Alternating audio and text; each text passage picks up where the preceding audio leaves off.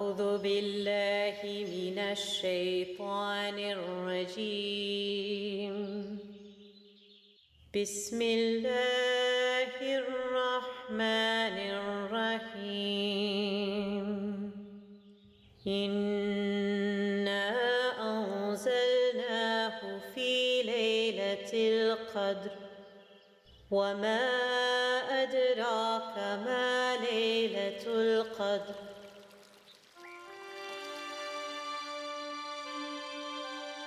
Faith had launched an empire.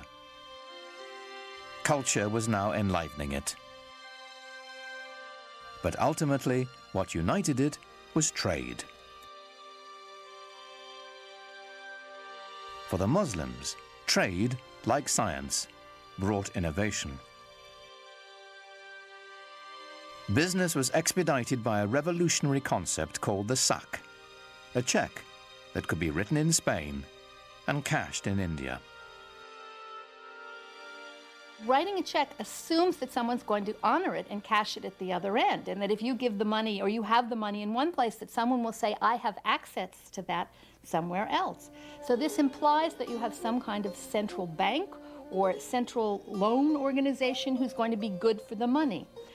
So it frees up your ability to travel.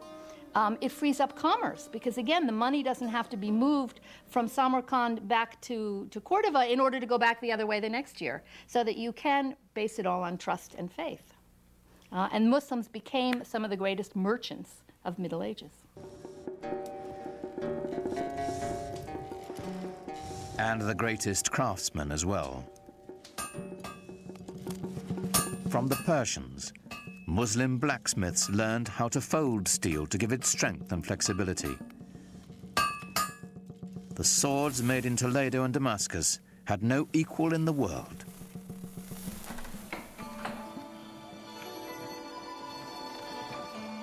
But the economic backbone of Islam's expanding wealth was textiles. The demand for the products of Muslim looms was enormous, for cashmere, cotton and silk. Textiles were simply the gas and steel industry of medieval times, because you have to think of textiles not only as growing the plants, but making all the dyes, and it was the dyes that were particularly expensive and imported the farthest.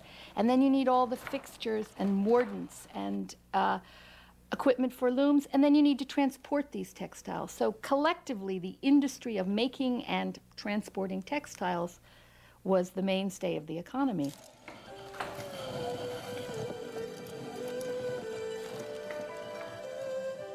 While Europeans settled for coarse woolen and linen garments, Muslims wore brocaded fabrics of organdie, damask and taffeta, words that came into the English language from Arabic and Persian. The fabrics that were produced in the Islamic world were among the finest ever produced. And they were made of not only plain linen or cotton, but also very, very fancy silks, cloth of gold where silk thread is wrapped with gold, and with very, very complicated patterns. These complex patterns were coveted by wealthy Europeans and the church as well. When the Christians needed a cloth worthy of wrapping the bones of their saints, the choice was obvious. They looked to a Muslim loom. But sometimes the fabrics were trimmed with decorative Arabic text from the Holy Quran. And so the words of the Prophet sometimes appeared in shocking proximity to Christendom's holiest icons. It is not unusual to find in Italian Renaissance paintings, for example, to find paintings of the Virgin wearing a robe of very fancy patterned cloth and precious silks embroidered with gold or woven with gold designs. Sometimes they would say things with an Arabic inscription on it, which says, "There is no God but God, Muhammad is his prophet," in Arabic.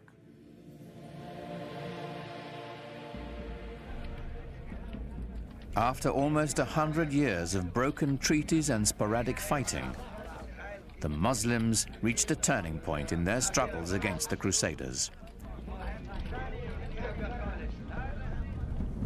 It came in the person of one of Islam's most celebrated figures. His name was Salah ud-Din, but the West would remember him and come to revere him as Saladin. There is certainly one thing that we must recognize about Saladin, and that is that he was successful where many others of his faith and of his part of the world had not been. That he possessed one unusual feature, in addition to his intelligence and his robust physical strength. He certainly seems to have been a great inspirer of his military followers. In 1187, Saladin amassed an army of 12,000 mounted warriors and lured the Crusaders out of Jerusalem onto a plain between two hills called the Horns of Hattin.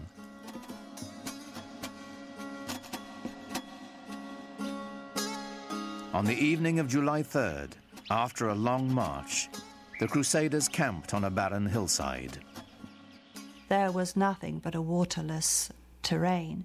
And we're talking about July, we're talking about the Middle East, we're talking about incredible heat and no water. As dawn approached, Saladin's men set fire to the tall grass, and a strong wind carried the flames into the Christian encampment. And very soon they found themselves surrounded, as in the Muslim tactic, by their enemy. And panic set in.